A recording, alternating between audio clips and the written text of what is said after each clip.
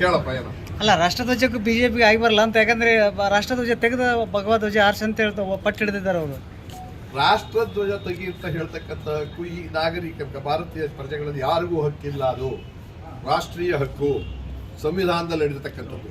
ಮತ್ತೊಂದು ಧ್ವಜವನ್ನು ಎಲ್ಲಿ ಆರಿಸ್ಬೇಕು, ಹೇಗೆ ಆರಿಸ್ಬೇಕು, ಯಾವಾಗ ಆರಿಸ್ಬೇಕು ಏನು ಅನ್ನೋದನ್ನ ಅದು ಚಿಂತನೆ ಮಾಡ್ತಕ್ಕಂಥದ್ದು, ಸಂವಾದ ಮಾಡ್ತಕ್ಕಂಥದ್ದು ಮತ್ತು ಅರ್ಥ ಮಾಡ್ಕೊಂಡು ನಮ್ದೊಂದು ಬಾವುಟ ಇರುತ್ತೆ, ನನ್ನ ದೇವ್ರದ್ದು ಯಾವುದವ್ರು ಆ ಬಾವುಟ ನನ್ನ ಮನೇಲಿ ಆರಿಸ್ಕೋಬೋದೇ ಹೊರತು ನೀನು ಇನ್ನೆಲ್ಲೂ ಹೋಗಿ ವಿರೋಧ ಮಾಡ್ತಕ್ಕಂಥ ಜಾಗದಲ್ಲಿ ಮಾಡಾಗಿದೆ. ಸರ್ಕಾರಿ ಜಾಗದಲ್ಲಿ ಅದು ರಾಷ್ಟ್ರಧ್ವಜವನ್ನು ಸಿಕ್ಕಿದ ಕಡೆ ಎಲ್ಲ ಆರಿಸೋ ಆಗಿಲ್ಲ. ಅದಕ್ಕೊಂದು ನಿಯಮ ಇದೆ. ಇಂಥ ದಿವಸ ಇಂಥ ಗಳಿಗೆ ಇಂಥ ಗಂಟೆಯಲ್ಲಿ ರಾಷ್ಟ್ರಧ್ವಜವನ್ನು ಆರಿಸ್ಬೇಕು, ಅರ್ಧ ಆರಿಸ್ಬೇಕು, ಜಾಸ್ತಿ ಆರಿಸ್ಬೇಕು, ಎಲ್ಲ ಇದಾವೆ ಅದರಲ್ಲೆಲ್ಲ.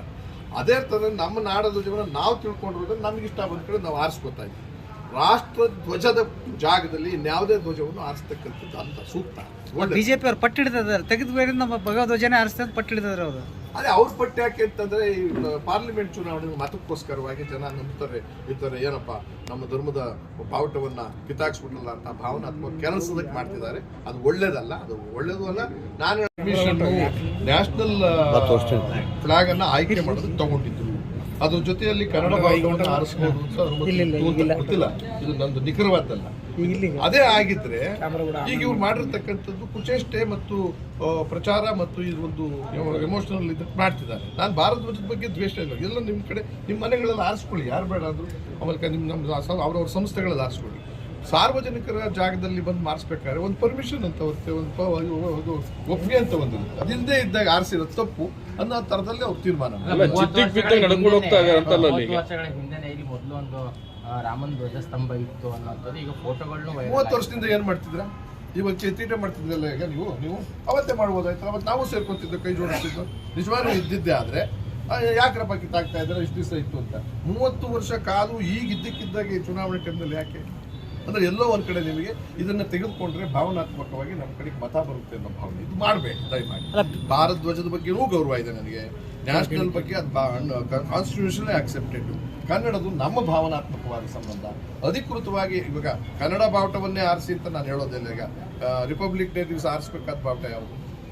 ನ್ಯಾಷನಲ್ ಇಂಡಿಪೆಂಡೆನ್ಸ್ ಡೇ ದಿವಸ ಆರಿಸ್ಬೇಕಾದ ಯಾವುದು? ಅದರ ಜೊತೆಯಲ್ಲಿ ಚಿಕ್ಕದಾಗಿ ನಾವು ನಮ್ಮ ಬಾವುಟಗಳನ್ನ ಆರಿಸ್ಕೊಳ್ಳೋಣ. ಆದರೆ ನವೆಂಬರ್ 1ನೇ ತಾರೀಕು ಯಾವ್ಯಾವ್ದು ಯಾಕೆ ಆರಿಸ್ಕೊಳ್ಳೋಣ? ಯಾವ್ದು ಆರಿಸ್ಬೇಕು ನಾವು ಅವಾಗ? ನವೆಂಬರ್ 1 ಕನ್ನಡ ಪಕ್ಷ. ಹಾಗೆ ಭಾರತ ಧ್ವಜಕ್ಕೆ ನಿಮಗೆ ಸಂಬಂಧ, ನಿಮ್ಮ ಸಿದ್ಧಾಂತಕ್ಕೆ ಸಂಬಂಧಪಟ್ಟಿದ್ದಾರೆ, ನೀವು ಆರಿಕೆ ಮಾಡಿಕೊಡಿ. ನಾನು ಆಮ್ ಆದ್ಮಿ ಪಾರ್ಟಿ ಪಕ್ಷವನ್ನು ಬಾವುಟವನ್ನು ನನ್ನ ಮನೆ ಮುಂದೆ ಆರಿಸ್ಕೊತೀನಪ್ಪ, ನನ್ನ ಪಾರ್ಟಿ ಆಫೀಸ್ ಮೇಲೆ ಆರಿಸ್ಕೊತೀನಿ, ಅದನ್ನು ಯಾರು ಕೇಳ್ತಾರೆ? ಆದರೆ ಸಾರ್ವಜನಿಕರ ಜಾಗದಲ್ಲಿ ಈ ಥರದ್ದು ಕೆರಳಿಸ್ತಕ್ಕಂಥದ್ದು, ಪ್ರಚೋದನೆ ಮಾಡ್ತಕ್ಕಂಥದ್ದು, ಇಕ್ಕಟ್ಟಿಗೆ ಸಿಗಿಸ್ತಕ್ಕಂಥದ್ದು ಮಾಡಬೇಡಿ. ಜನರಿಗೆ ತೊಂದರೆ ಕೊಡ್ತಾರೆ. ಡೆಮಾಕ್ರಸಿ ಅಂತ ಒಂದು ಕಡೆ, ಸಂವಿಧಾನ ಇದೆ ಅಂಬೇಡ್ಕರ್ದು, ಅದರ ಕೈ ಕೆಳಗಡೆ ಪ್ರಜಾಪ್ರಭುತ್ವ, ಜನತಂತ್ರ ಇವೆಲ್ಲವನ್ನೂ ಹೇಳ್ತಾ ಬಂದಿದ್ದೀವಿ.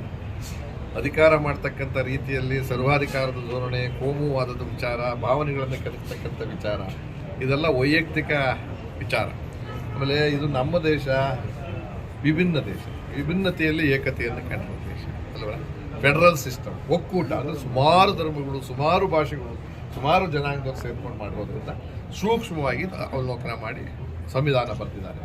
ಆದರೆ ಇವತ್ತೆಲ್ಲೋ ಒಂದು ಕಡೆ ಚುನಾವಣೆ ಬಂದಾಗ ಮಾತ್ರ ಈ ಥರದವೆಲ್ಲ ಯಾಕೆ ಬರ್ತವೆ ಅಂತ ಅಂದಾಗ, ಯಾರು ಅಧಿಕಾರ ಮಾಡ್ತಾರೋ ಅವರಿಗೆ ಮತ್ತೆ ಅಸ್ತಿತ್ವವನ್ನು ಉಳಿಸ್ಕೊಳ್ಳೋಕ್ಕೋಸ್ಕರ ಕೇವಲ ನಮ್ಮ ಅಭಿವೃದ್ಧಿ, ನಮ್ಮ ಕೆಲಸಗಳನ್ನು ಹೇಳೋದಕ್ಕೆ ಅಷ್ಟಿಲ್ಲದೆ ಇರೋದಾಗ ಇಂಥವೆಲ್ಲ ಉದ್ಭವವಾಗಿದೆ. ಇದೇ ಇವತ್ತು ರಾಮ ಉದ್ಭವ ಆಗಿರೋದು. ನಾನು ಹೇಳ್ತಿರೋದು ರಾಮನ ಬಗ್ಗೆ.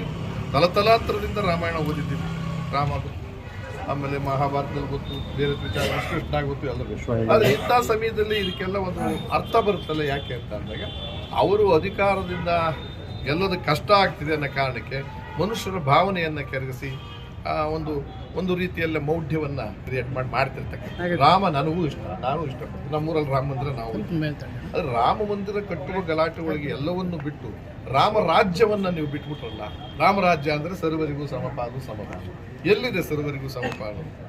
ಒಂದು 4-5 ಜನದ್ದು ದುಡ್ಡನ್ನು ಮನ್ನಾ ಮಾಡ್ತೀರಾ, 11 ಲಕ್ಷ ಕೋಟಿ ರೂಪಾಯಿನ. ರೈತರಿಗೆ ಕರೆಂಟ್ ಕೊಡಿ ಅಂದ್ರಿಲ್ಲ, ರೈತರಿಗೆ ಬೆಂಬಲ ಬೆಲೆ ಕೊಡಿ ಅಂತ ಅಂದ್ರೆ ಮೇಜರ್ ರೈತರೇ ನಮ್ಮಲ್ಲಿರೋದು.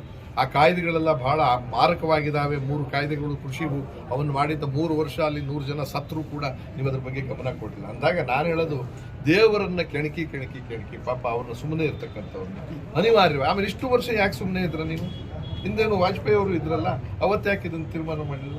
ಏನೇನೋ ಕಾರಣ ಇಟ್ಕೊಂಡು ಇದು ನೋಡಿ, ಇದು ಚುನಾವಣೆ ಆದಮೇಲೆ ಅಲ್ಲಿ ಮುಗಿದೋಗುತ್ತೆ. ಅದರಿಂದ ನಾನು ಅದನ್ನು ಹೆಚ್ಚು ರಿಯಾಕ್ಟ್ ಮಾಡಕ್ ಹೋಗಲ್ಲ. ರಾಜಕಾರಣವನ್ನು ಮಾಡಬೇಡಿ ಧರ್ಮದ ಹೆಸರಿನಲ್ಲಿ. ಮಂಡ್ಯ ವಿಚಾರಕ್ಕೆ ಬಂದಾಗ ಅಲ್ಲಿ ಮೊದಲು ಧ್ವಜಸ್ತಂಭ ಇತ್ತು ಅಂತ